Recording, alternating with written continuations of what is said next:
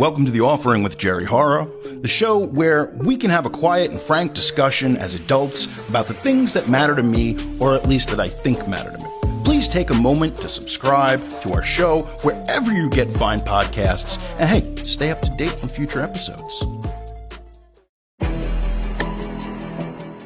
This week on The Offering, we celebrate the 20th anniversary of The Fast and the Furious. And guess what? You're all family.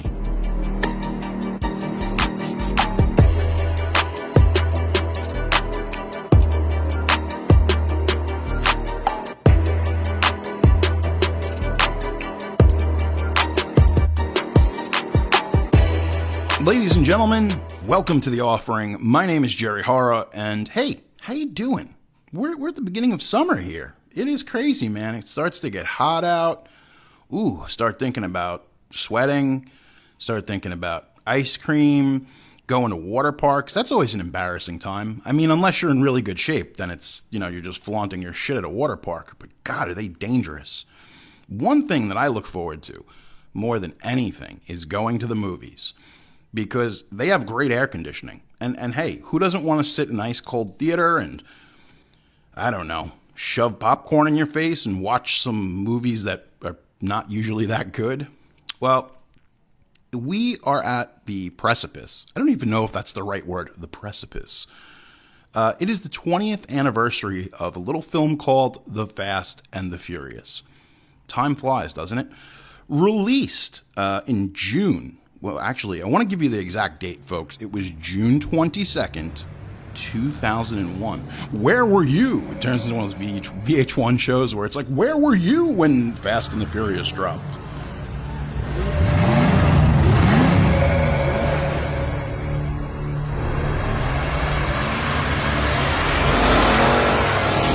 Let's go for a little ride.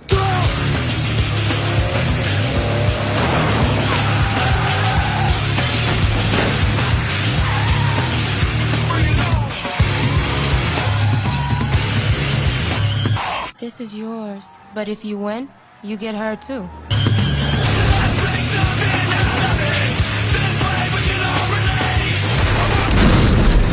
What the hell is that all about? A business deal that went sour. Plus, I made the mistake of sleeping with his sister. Well, it was shot all in Los Angeles, on location in California, which is always a good thing. This film cost $38 million to make, which still a sizable film. And the opening weekend, it did $40 million. It had a cumulative gross in the United States of $144 million. Worldwide, it did about $210 million. The movie was a hit, and it introduced us to one Vin Diesel, who had done some bit parts, but this was really his coming out party of, oh, wow, this guy's a star. And I think a lot of us were like, hey, this guy's the new Sylvester Stallone. He's got that kind of vibe, that kind of energy. I did not want to see Fast and the Furious, okay? It's a very bro-y movie. That's the way they were advertising it. I bought the soundtrack because for some reason we were all in love with Ja Rule, and Murder Inc. had done the entire soundtrack, and, it had some bangers on it. And my friends kept saying to me peripherally, they're like, dude, you got to see Fast and the Furious. And I'm like, nope, I have no interest in seeing this film. Like, I like cars, I like driving them, but I'm just not a car guy. I'm not into it. Well, lo and behold, in June, there was really not much else to see in the theater. And as an avid moviegoer, I said, you know what? Everybody says I got to see this movie. I'm going to see it. And you know what? I was enchanted. It won me over with all of its style and charm, especially the charisma of its leads, Paul Walker and Vin Diesel. A lot of people have said that The Fast and the Furious is very reminiscent of another film, which was Point Break. Believe it or not, they actually shot a lot of the sequences in the same places that they shot Point Break. So in spirit, at least location-wise, it looms large. The movie was kind of one of these things where they had gotten the rights to it because the producer was the son of the guy who had originally directed the original Fast and the Furious, which was kind of like a grindhouse, shitty movie that was made in the 60s that was kind of exploitive of car culture. It's just the way it was. So it was actually under the Roger Corman banner. Rob Cohen, who had directed Dragon, the Bruce Lee story, he really wanted to get this movie made. And he did everything in his power. And it gets a little bit strange. Now, initially, when they were casting this movie, they tried to get everybody they could. The first person they offered it to was Mark Wahlberg. Mark Wahlberg was like, hey, you know, maybe this could be a good project for me. So he flirted with it, but never signed on the dotted line. So in order to get the Brian O'Connor slot filled, they were like, well, who's our second choice? Shockingly, their second choice was Christian Bale. And they really tried to get Christian Bale to play this role. It didn't work out. And then because at this point in hip-hop, Eminem was so huge, they tried to get Eminem. And I love him. I think Marshall Mathers is great, but he's a terrible actor. 8 Mile is passable because he's essentially just playing himself, which isn't that hard to do. All of these people were considered for the role of Brian O'Connor. And then they finally landed on one actor. Okay, and this is where it gets weird. They landed on the actor Timothy Olyphant. And he was pretty much the one that was in the heaviest negotiations to play the role. At the last minute, he pulled out. And what ended up happening was the movie obviously goes on to make $1 billion, and it's, you know, a great movie. He regretted it so much that once he got offered Gone in 60 Seconds, he took it. And the reason that he took that movie was because he regretted not taking the other car movie. And he basically said to his wife, he's like, this is a sign. Like, I didn't take Fast and the Furious. I need to take this car movie. And that movie made a lot of money. It's a good movie. It's dumb as fuck, but it's a good movie. So as we get down the line of all these actors, Paul Walker was offered the movie. And Rob Cohen was like, look, take the weekend, go think about it. Paul Walker goes to the movies by himself, and he sees Donnie Brasco. And he says, oh, wait, you know, this is a good part. He's like, you know, Johnny Depp is undercover. He's like, there's something for me to do with this part. So if you ever want to blame, or I don't even know if you would call it blame, the existence of Paul Walker playing Brian O'Connor was due to the fact of Johnny Depp with Al Pacino and Donnie Brasco. When they got to the role of as far as trying to cast Mia O'Connor, because when they were trying to do this film, they were really going for a more like dramatic type of spin. But I think ultimately the movie changed as time went on. This is pretty crazy. So the short list of people that were offered and auditioned for Fast and the Furious. You ready for this, kids? Okay, hold on. Natalie Portman ended up passing on it, but she did audition. Sarah Michelle Gellar auditioned. Kirsten Dunst auditioned. Bijou Phillips and Jessica Biel all auditioned for the role of Mia Toretto. And guess what, folks? None of them took the part, as crazy as it is.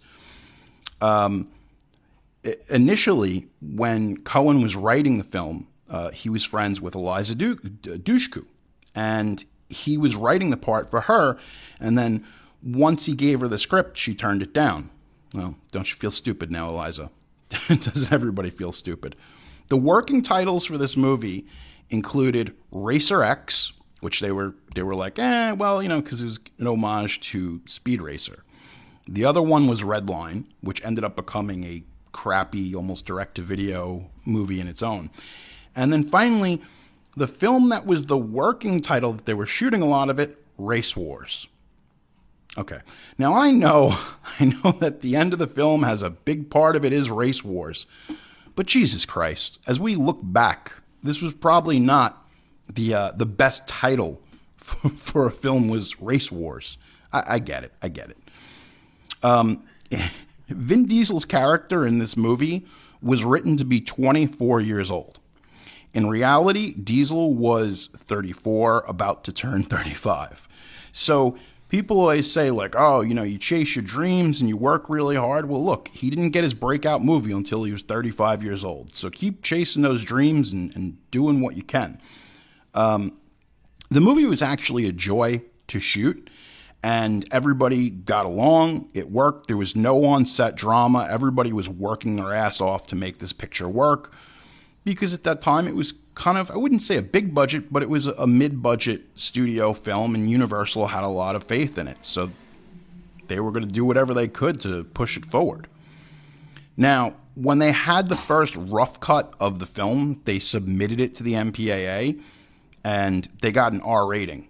And they were like, well, you know, we want to sell this film wide. And that became like the strategy in the early 2000s was, if we're going to sell a movie, we have to sell it to this younger audience. It's the only way we can make money. So they had to cut some of, you know, obviously one thing that the Fast and the Furious franchise is known for is a lot of hot girls dancing half naked. So they had to cut a lot of those shots. But really the biggest thing that they had the problem with was the final robbery showing Vince's arm getting mutilated. And that was a big thing because in that end sequence, the character Vince gets his arm almost ripped off. So there was a lot of gore, and they decided that, you know, the only way that they were going to get a PG-13 was to cut most of it out. So you see some of his arm, and you see like it's bloody, and they're covering it, but they cut the sequence out completely. The reason Fast and the Furious works is because you have this bizarre friendship between the Brian O'Connor and Dominic Toretto characters, obviously Diesel and Walker, respectively. It works because there's a sense of friendship and there's a sense of belonging. And I think what happens is when you're at a certain age, you know, you've graduated high school and these characters that they're playing are supposed to be in their early 20s. You kind of want to find your people. And a lot of the Fast and the Furious is about finding your people. And that there's an enclave of folks that share the same hopes and desires. I can't even believe I'm saying hopes and desires, but the same goals and common interests in cars. Nobody thought that Fast and the Furious would go on to become what it has become. They won't even disclose the budget for Fast 9. The budget for the newest film, as we're waiting for it now, should be coming out. Maybe it already came out. I don't know when you're listening to this. You might be listening in the future. If you've time traveled and you're listening to this, well, it didn't come out yet. But it's supposed to come out, okay? I don't know. Is it? Who knows? I think the reason Fast and the Furious works is the dynamic between Walker and Diesel. There's just something, whether it's Lethal Weapon, whether it's Point Break, there is a bit of that, the buddy action film. Sometimes it's a buddy comedy, but this is more of a buddy action film. It largely rests on the shoulders of those two actors pulling it all together and making it work. At the time of recording this, because this is what always happens whenever you give shit to a studio. They were like, hey, can you kind of wrap it up with Fast and the Furious 10? And the studio was like, yeah, you could wrap it up with 10, but let's make it a two-parter like Harry Potter. You know, we'll segment it. So the plan now is after Fast 9 that they're going to do a finale that's going to be 2 movies because, Jesus Christ, we need the money. You know what? If you produced the Fast and the Furious and you were lucky enough to get this many installments, maybe you shouldn't hedge your bets. By the way, as of the time of this recording, Fast 9 has already made close to $300 million globally. That's pretty good. I mean, the movie cost like $200 million plus. Yeah, add in, we always say take half of whatever the budget is of the movie, and that's what they used for marketing purposes. And Jesus, I mean, we're living now in a post-pandemic time, and theaters have reopened, trying to get back to normal. We were supposed to see Fast and the Furious 9, Jesus, in 2020, which would have been nice, but then the pandemic happened and really rained on our parade. Jesus. It's like taking life for granted. In this movie, Fast and the Furious starts the product partnership with Corona. Corona was not aware that they were going to use that in the film, but it was basically an idea of Vin Diesel. They sent the movie, had a private screening for the people at Corona, and they signed off on it and said, yeah, that's great. We would love to be in business with you guys.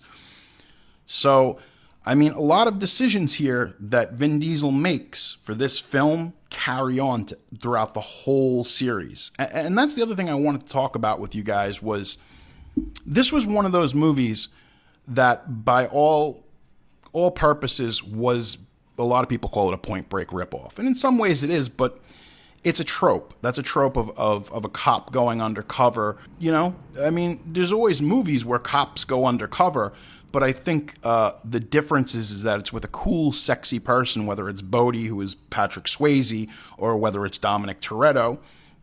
You know, it's one of those things. Everybody wants to be caught up in that cool and sexy life. And I can tell you, most times, criminals do not look like Patrick Swayze or Vin Diesel. I mean, just the odds of it are against you there. So if you're looking for sexy people, don't go into the criminal underworld. It's not gonna work out for you. This is crazy too, that before the first race, Leon states that it is a 187 in Glendale. Glendale is actually the birthplace of Paul Walker. And there's all these little tidbits that were put in this movie that were references that nobody else would get and that we're talking about right now. Even just strange things, because when they're at the party after the first race, the song Area Codes is playing by Ludacris, and it can be clearly heard. And obviously, Ludacris would go on to play Taj in the numerous sequels within the franchise. So it's like, in this world, I think if we're going to play it straight, Ludacris and Taj are two different people. You know, like, so we in the Fast universe, Ludacris exists, which is really kind of a crazy thing. They had about 10 of the 1999 Mitsubishi Eclipse GST that Paul Walker is driving in the start. They destroyed these. Paul Walker destroyed 2 of them specifically. They were doing some different scenes with drifting, and he smacked the crap out of those cars, and they were unusable. So they ended up having 10, but it's kind of, okay, there were 10 real cars that were used, and then they made like 2 replica bodies that were just used for stunts. So at the end of the day, they went through 12 of those Eclipses, which is just insane to me. That's the other thing with this movie, is that these are real cars. Once you start getting into the sequels, there's a lot of CGI, and nope, this movie, everything that you see is really being done. Something that I noticed when I was watching it too. Do yourself a favor, if you haven't picked up the Steelbook, which is the 20th anniversary of this, I really recommend you picking up, because it looks gorgeous. It's been remastered in 4K. Mick Rogers, who did all the stunts for this film, I never realized this. When they're loading all the DVD players into the truck says Rogers Shipping. And it took me all these years, took 20 years for me to realize it, but I was like, oh, it's a nice little nod. Mick Rogers has done everything. He's probably one of the greatest stunt coordinators of all time. You know, whether it's you go to the Mad Max, or whether you go to the Smokey and the Bandit films, he worked on just about everything under Hal Needham. So that's where he kind of learned his craft, so to speak. At one point, studio executives weren't exactly keen on Vin Diesel, and this is about 2 weeks into shooting, and they kind of had a contingency plan, and the contingency plan was to replace him with Colin Farrell if it didn't go right. So Colin Farrell actually made $2 million because they had to keep him on like a retainer in case they decided to pull Diesel from the role and put him into it. So yeah, it was one of those things like with Marlon Wayans when he was supposed to play Robin in Batman Returns, and they ended up having to pay him anyway. So I mean, hey, it worked out for Colin Farrell. He got $2 million. Paul Walker was the first actor to sign on. He was the first one, and he believed in the project wholeheartedly. Vin Diesel took a little bit more persuasion, and basically he went to the screenwriter and said, hey, you know, if we're going to do this, can you make these changes? And you can see how Vin Diesel started to really adopt this persona of Dominic Toretto, and he was always very involved with the story process to make it fit his strengths. And I think that's important. I know like some people say, well, it's kind of an egotistical thing to do, but if if you want to make a role work, you really have to make it your own. And I think that's for any part. Whoa, this is crazy. This is so crazy. I just self-censored myself. I'm like, this is crazy. During the barbecue scene, when Vince finally sits down, they all start eating while the camera is fading away from the table. You can hear Leon briefly say, "What? Did you go rent a movie or something?" That was actually a flub. That line wasn't supposed to be in there, and for some reason it ends up in there. I don't know why it's in there, but yeah, it's in there. The 1970 Charger that Dom drives in both Brian's Eclipse and Supra, as they are seen in the latest Fast and Furious car packs from Forza Motorsport 6 and Forza Horizon 2. There have been over, I'm going to count them now, been about 5 different appearances of the Fast and Furious cars in games, kind of as a tribute, whether or not it was legal for them to put them in. They're hidden content in both Forza Motorsport 6 and Forza Horizon 2. Oh boy. Though being uncredited, the opening sequence with the trailer loaded with electronics takes place in the container shipping port in Staten Island, New York. And the bridge visible in the background was the Goethals Bridge, which connects Staten Island, New York, and Elizabeth, New Jersey. So that whole opening container sequence where we see Roger's container was shot in New York. It was the only sequence in the film not to be shot in Los Angeles.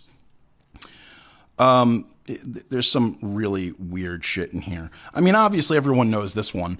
Like Rob Cohen, he was the pizza driver in the beginning. He's like, damn, street racers? That's the director of the movie. He kind of sticks out because he's like the only person that looks like they're over the age of 40 in the entire movie, other than the detectives who are there. Yeah, I mean, when you think about it, in contrast with other things, you're like, well, how does this franchise work? How does it subsist? It subsists on the fact that people like fast cars, okay? The first movie's a hit, and whether or not you like it or love it, it's a movie that has cemented its place in history, because here we are 20 years later, and 10 installments if you count Hobbs vs. Shaw. The movie series was not always guaranteed to be a hit.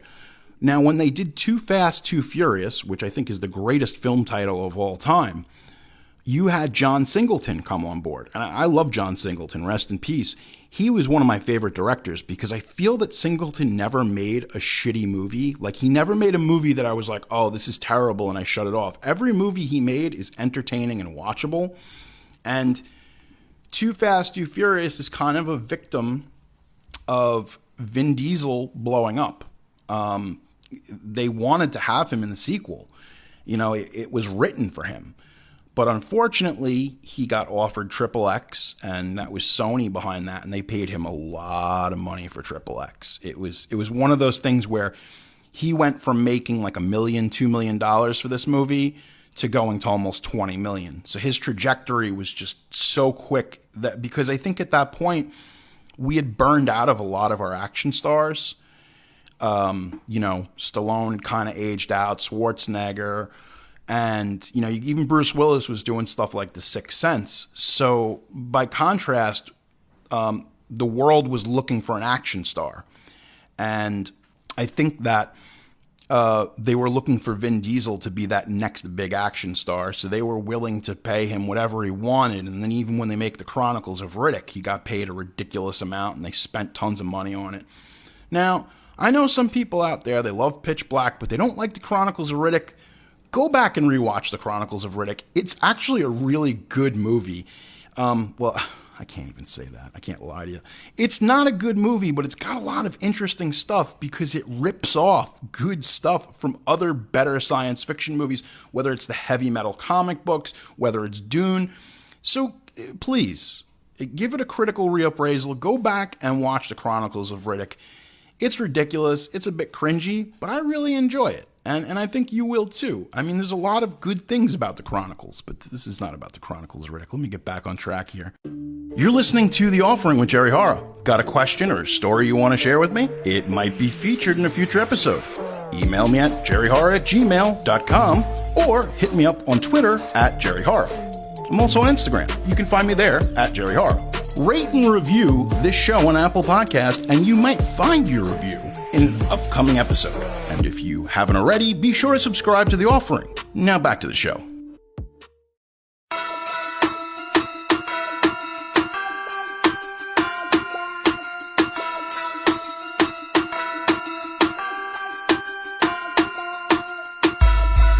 Too fast, too furious. I'm too fast for y'all, man.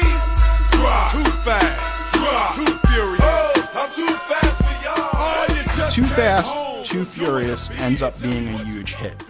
Now, we introduce Tyrese's character into this film, and we bring back Paul Walker. We have Eva Mendes was it Eva Mendes? Yeah. She's the love interest / FBI agent. That movie worked, and I saw that again. It was another one. I was like, hey, I'll go for another Too Fast, Too Furious. Who cares? We'll go and we'll see it. It was a big hit. It worked. But I think a lot of people were like, hey, it really kind of is missing the Vin Diesel component. So I look at Too Fast, Too Furious. If it had not been a hit, I think it would have killed the franchise. It would have just sunk it. But they made it work. They made the whole franchise work. And there's some dumb shit that I don't like about Too Fast. One of the things I don't like is kind of the cartoony color scheme that they use for the characters. Like Suki's car is pink, Brian's car is blue, and they use like the blue ground effects, the pink ground effects. And it kind of becomes like a cartoon, which in fact, years later on Netflix, we would have a cartoon that's about Dominic Toretto's cousin. It's called The Fast and the Furious Spy Racers. It's a good cartoon for kids, but Jesus Christ, are we stretching it? So by the time we get to Tokyo Drift, which becomes something totally different, they initially, the studio heads did not like Fast and the Furious Tokyo Drift. And they were like, well, what do you want us to do with it? So they said, well, why don't we've had so much success doing these American Pie movies direct to video. Let's put Tokyo Drift direct to video. So it's crazy because you think about this film series is such a gigantic monstrosity. And it's almost like the career of Cher and Sylvester Stallone, unkillable at every turn, because they didn't have Vin Diesel in the second one. The third one, they didn't have Brian O'Connor or Dominic Toretto. So you don't have that going for it. And it's a totally new story. You got Lucas Black. You got Shad Moss, who is a.k.a. Little Bow Wow. I hope Little Bow Wow comes back for this new movie. I'm kind of excited because he was kind of a cool character. You introduce a lot of new characters, obviously, because we're kind of starting from scratch. And that's where we get into the character of Han, who ends up becoming one of the most beloved characters in the entire franchise. And really, he gets killed in this movie. I mean, Sung Kang comes in, he kills the part, and it's a great role for him, and they kill him when the movie's over. So it's, well, how are they going to bring him back? Oh, don't you wait. Hold my beer. Hold my Corona. They're going to bring him back. So this is where it gets crazy. The producers said, hey, look, I forget what it was. They gave Vin Diesel like a car or something ridiculous. And he showed up for one scene as a cameo at the end of the movie. And hey, I mean, they gave him like $100,000 vehicle. So I guess it worked out for Vin Diesel. It worked out for everybody else. Well, despite all this, despite a Toretto-less and a O'Connor-less sequel, Tokyo Drift makes a ton of money. So you know what time it is. Well, guess what? Paul Walker's career is kind of floundering by this point. So is Vin Diesel, because Chronicles of Riddick came out. Everybody realized, wow, this guy is not the second coming of Stallone. Fast and the Furious comes out. And, well, excuse me. I got to go back in time here. So Tokyo Drift had come out. It did pretty well. And they said, hey, we've got the money. Let's do a fourth movie. So they bring this fourth movie, which is just called Fast and the Furious. And this is why this whole fucking franchise is so batshit crazy. Because even I, as a fan, I get confused with the titles. I really do.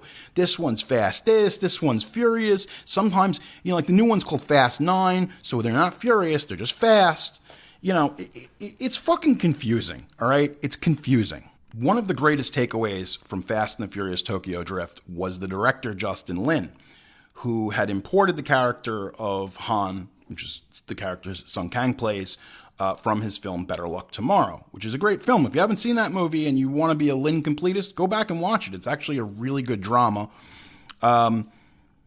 Lin seemed to put this whole franchise back on track. Now, in 2009, we're able to get back everyone. We're able to get back Brian O'Connor. We're able to get back Vin Diesel, Dominic Toretto, Jordana Brewster. Jesus Christ, what's her name? Rodriguez. She's in this. Everybody's in this movie. We got everybody back because at this point, I mean, let's be honest. What was Vin Diesel? What was Paul Walker was doing? He's doing Snow Dogs or something like that, or 8 Below, or whatever the hell it was. I get that movie confused because there were 2 different Snow Dogs movies. There was a Snow Dog movie with Cuba Gooding Jr. because it's like, you won an Oscar. What do you want to do? Stupid movie about snow dogs. I think, and you can get at me at Jerry Horrow on every goddamn social media known to man, I'm pretty sure that the one that Paul Walker made was called 8 Below. It wasn't bad either. Like it's a movie about Paul Walker and some Huskies. It's a nice movie for the family. Well, we were going to get this thing back on track. Now, again, we talk about escalation. This movie, the Fast and Furious, which was the 2009 edition, cost $85 million to make. But they realize cumulatively in the United States, it made about $200 million, and then overseas, it made $400 million total. So now we've kind of got a money train going on here. Everybody's back. A lot of people, they have different feelings about Fast and Furious 2009. It's one of my favorites in the series. You've got a lot of ridiculous stuff. This is where they add Tego Calderon and Don Omar, who are 2 reggaeton artists, and that kind of adds a lot to it. Having a lot of the Latin American infusion of music and location. So it definitely gives this film a much different flavor. It works, and it makes a lot of money. And at a certain point, they weren't going to make this movie, but I guess they didn't have anything else going on. And as we live in the age of IPs, well, it is what it is. The real money, though, where this series starts to take off and really gets its thing is Fast 5. Because they engineer kind of a heist movie. And they get this formula like, okay, let's take all these characters. Let's bring back characters. Let's bring back Roman Pierce, who is Tyrese. Let's bring back Taj, who was Ludacris. Chris Bridges was the actor who played Ludacris. So they bring everybody back. They give them a heist. And as he said before, when they paid him $15 million to do G.I. Joe Retaliation, Dwayne Johnson will tell you he's franchised Viagra. And I think it was the first time that they had someone who was a good enough antagonist to Vin Diesel. Now, what's crazy is, in this movie, we're introduced to Gal Gadot, who would later go on to be Wonder Woman. So this movie, like I have to say, Fast 5, it's got the best title. Fast 5 is such a great title. But man, this bitch is fully loaded. Recently canceled actor Gina Carano is in this film. Everybody's in this movie. Everybody's in Fast 5, and it works, and it becomes the biggest hit of them all. This movie went on to gross, I want to say $600 million worldwide. It was the biggest of the franchise. So now Universal is looking at this and saying, hey, we're going to have theme park rides. Now, if you've had the unfortunate distinction of going to either Hollywood or Orlando, Universal Studios, and you've ridden Fast and the Furious Supercharged, it is one of the worst rides. It's one of those track rides where you're kind of like on a tram and things are it's terrible. It's one of the worst fucking attractions I've ever been on that's based on a movie or a franchise. It's just terrible. I don't know if anyone at Universal Studios is listening, but Jesus Christ, if you're going to make a ride that's about a series of movies where people race in fucking cars, maybe you could put the ride, I don't know, maybe I'm fucking crazy, you make the ride that you're in a car and you're racing and something's going on. Like Universal just recently did Super Nintendo World and they did Mario Kart. Guess what? You're in a fucking cart. It's Mario Kart. It's not rocket science here, folks. Sorry, I'm just very passionate about theme park attractions, and Fast and the Furious deserves better than that. You know it. I know it. So we'll just leave it at that. The rest is in your hands, Universal Studios. Step your game up. You've been put on notice. You've been put on notice. Beep, beep, beep. Sorry. I feel like it's one of those things. Fast and the Furious 6 comes, and hey, we're now cooking with gas. We're in Europe. We're doing all kinds of crazy things. We just keep adding people to the cast. And then we try to fix the timeline, the wacky timeline, because if you try to watch these movies in any kind of order, people will tell you different things. Or you got to watch 3 here, and 3 is in the future, and this one's in the past. And by the time, spoiler alert, by the time you get to Fast and Furious 6, we find out that, dun, dun, dun, Jason Statham is the one who killed Han's character. So by the time we get to Furious 7, unfortunately, Paul Walker passes, and they really don't know what they're going to do. And Furious 7 might be, I mean, for my money, I think Fast 5 is the best of the franchise. I think that's the high point. Furious 7, you've got Jason Statham, who's out for revenge because they went after his brother. So now you've got a problem where the heart of the franchise, Paul Walker, is not in this movie. So they do some, I mean, this happened similarly with Brandon Lee and The Crow. And digital technology was not where it was, so they had to use a lot of smoke and mirrors for anything that they didn't shoot with Brandon Lee. Luckily, they had shot more of the sequences that they needed to with Furious 7, and they also wanted to make the movie like a tribute, to Paul Walker. The movie's gigantic. Furious 7 is the one where the movie did over $1 billion. I mean, it's the high point financially of the series.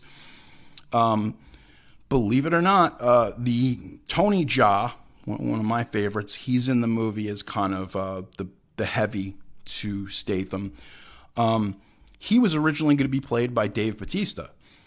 And Dave Bautista was desperately trying to get that Gears of War movie made. So he's like, no, I'll stay in development with this film rather than do it. And he kind of regrets it, because it would have been cool to have Dave in there. But it was just weird that you went from like this big hulking dude to like Tony Jaa, totally different body types. But it works. And, for whatever reason, Furious 7 is this $1 billion movie. And it has the song with Charlie Puth and Wiz Khalifa. That ends up being a huge hit. When Will I See You Again? It's been a long day without you, my friend, and I'll tell you all about it when I see you again. We've come a long way from where we began. Oh, I'll tell you all about it when I see you again. When I see you again. Damn, who knew? All the planes we flew. Furious 7 was like insane because it was one of those movies that they had the New York premiere and I got invited to see it. And I have to tell you, there wasn't a dry eye in that audience because they really had found a fitting tribute to Paul Walker in that film, and it was a testament to everything this franchise was. Now, in a perfect world, Furious 7 is where we get out of our Chargers, we go home and call it a day. But no.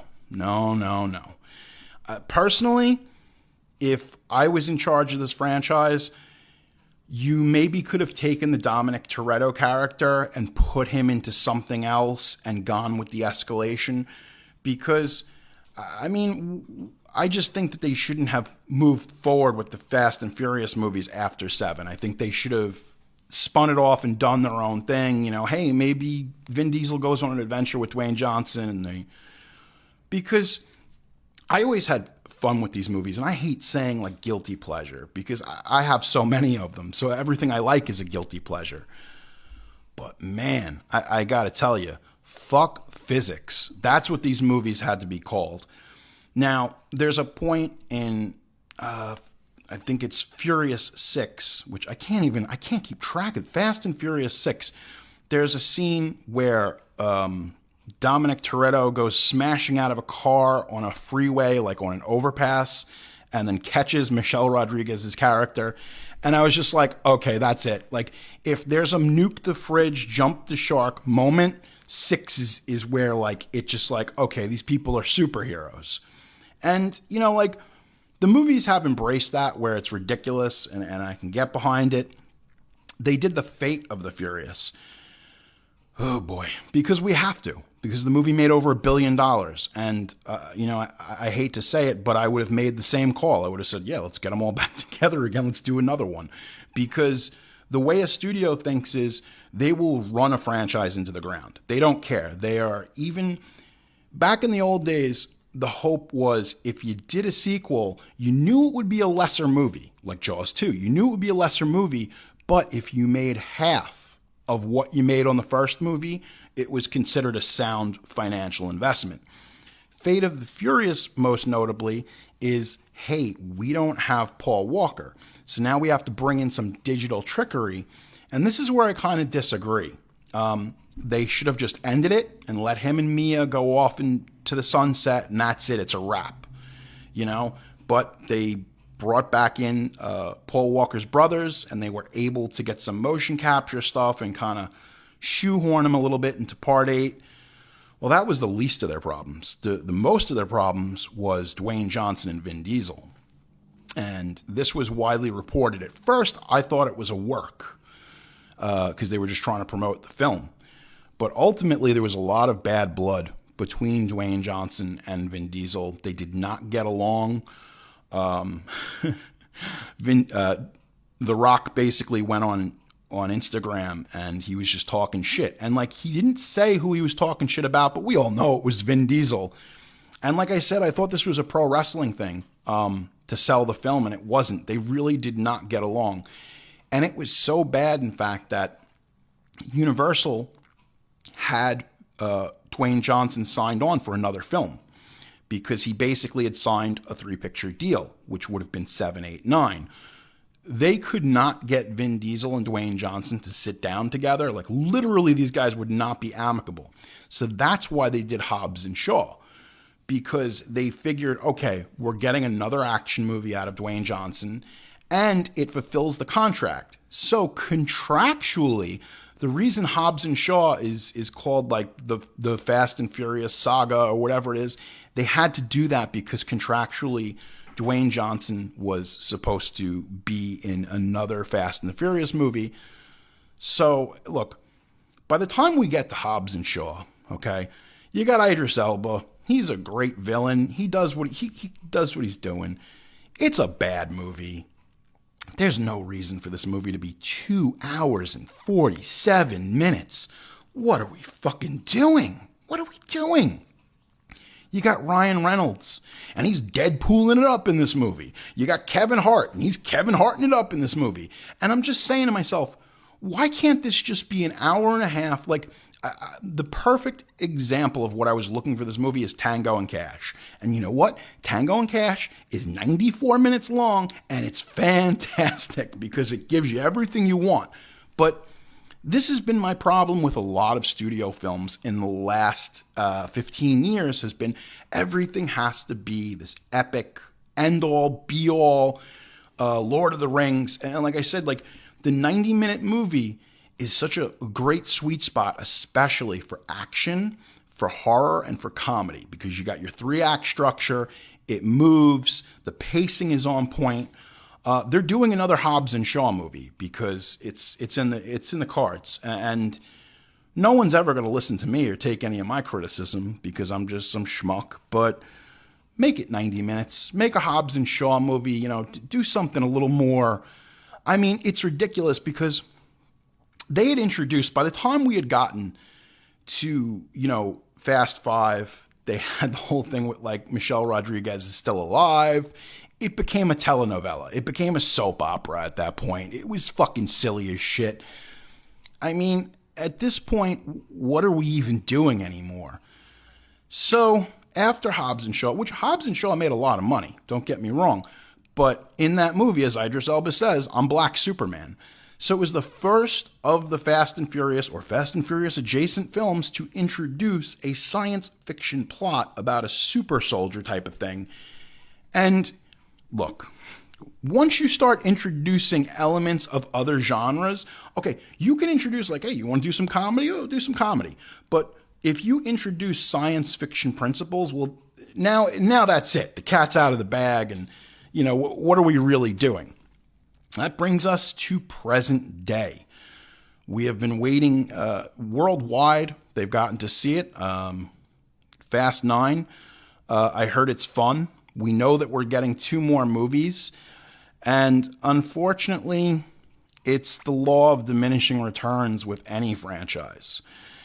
To think back 20 years ago, it was almost quaint thinking about that this was a Point Break ripoff. Like it was just a summer pot boiler. It was something that was a little bit like car exploitation in 2001.